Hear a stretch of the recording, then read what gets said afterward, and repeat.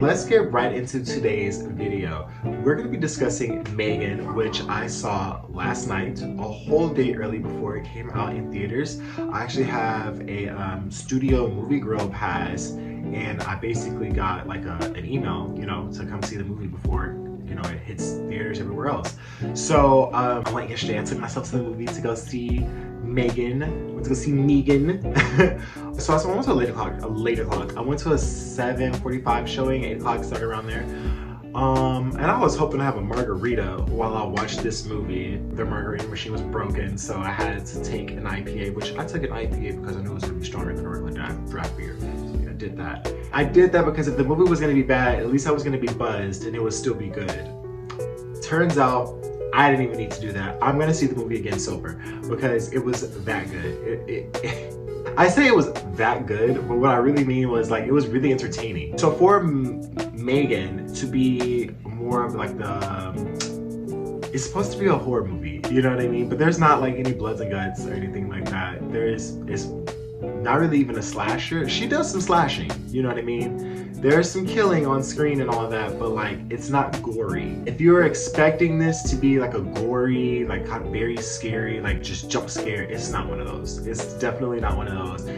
It's not even a psychological kind of thriller. It is literally like Child's Play meets Black Mirror. I saw someone describe it as that in a publication, and that is very accurate. That is very accurate. Because the movie starts off super funny. It's the whole first half, there's a very clear distinction when it switches to the horror side.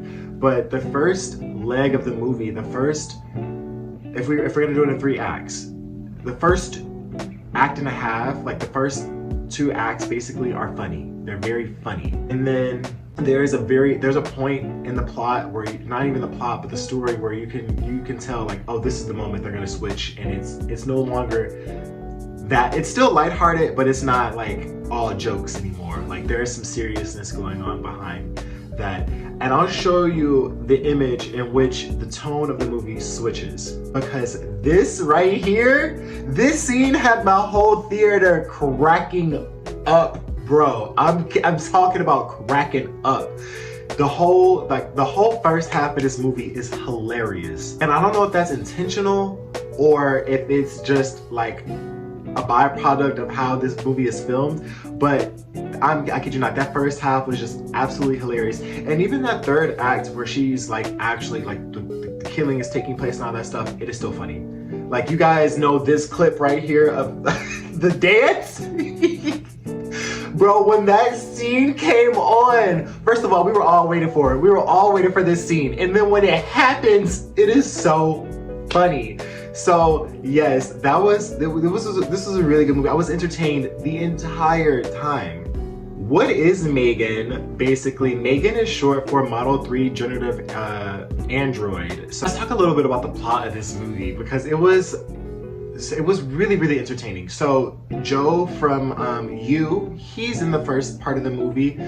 The girl that plays his wife, I've seen her in some other things. I forget her name as an actress. They're in the movie all of 5 minutes.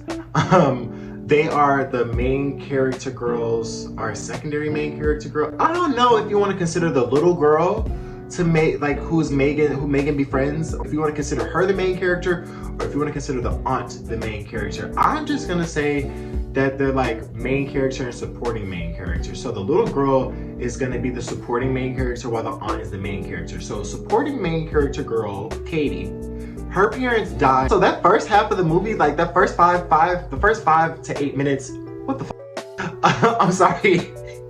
I thought I was watching a YouTube commercial. I thought I was watching an actual commercial at first for toys. And then it's obviously the movie. And I'm are they acting? I can't tell. So I can't tell if the first half is supposed to be satirical or if it's supposed to be genuine portrayal of parents and child. I don't know if it's supposed to be satire or not. If it's satire, it is hilarious.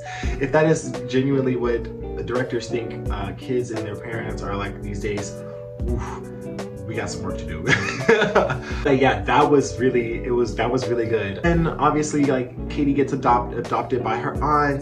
The aunt is like on the phone talking to a friend about how she's not really equipped to deal with this. Her and Katie are like kind of bumping heads, and they're like not really getting along. Katie like has the therapist comes over, and things like are brought to the surface about like toys, because like the aunt has like a bunch of collectibles, and I guess Katie wants to play with one. It turns into this whole thing. Basically, the aunt is like, let me make Katie a toy. So she goes and she finishes M3GAN. M3GAN was going to be a toy that was a project that had to get shelved, and she was basically finished for Katie. Once Katie gets M3GAN, you know, they present it to her boss. The boss is like, oh, this is awesome. We have investors that will love this. Like, this could do well. Can you present it next week? Is it go time? M3GAN is not go time. I want y'all to know that M3GAN is in beta testing.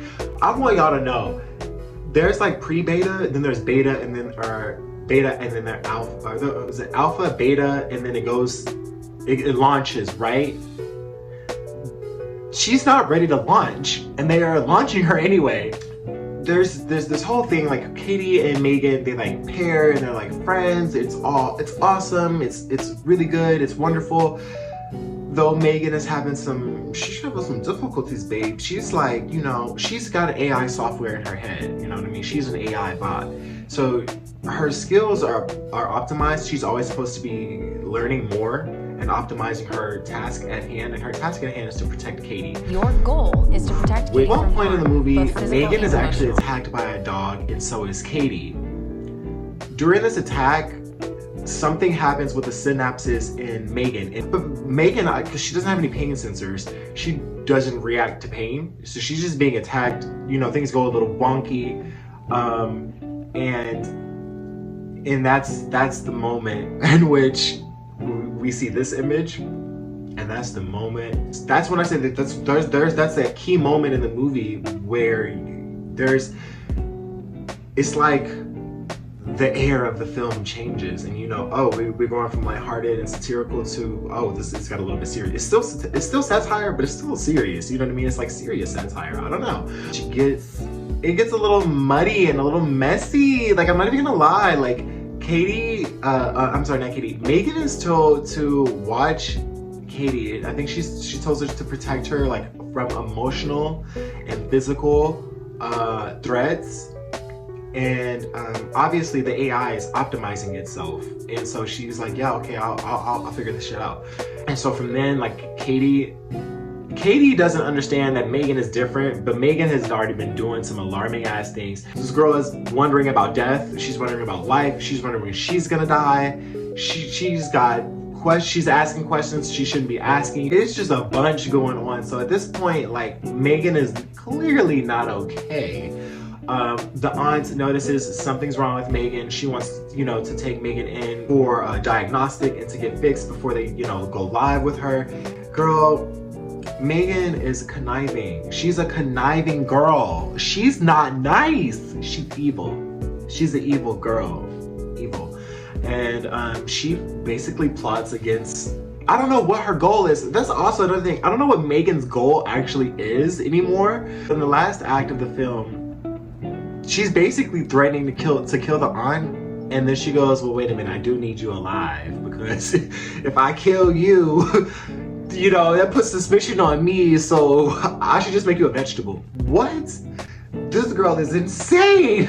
Like, y'all, I honestly did not expect that. There's some things that are predictable, but you cannot predict this movie. Like, you know, okay, so the things that are predictable, AI going haywire. That's about it. You don't know anything else. And I just want to say, like, I spent the entire theater, like the first 45 minutes to an hour, laughing my butt off. And then in the end, like, you know what I mean? Like, it gets all serious and whatnot. It was great.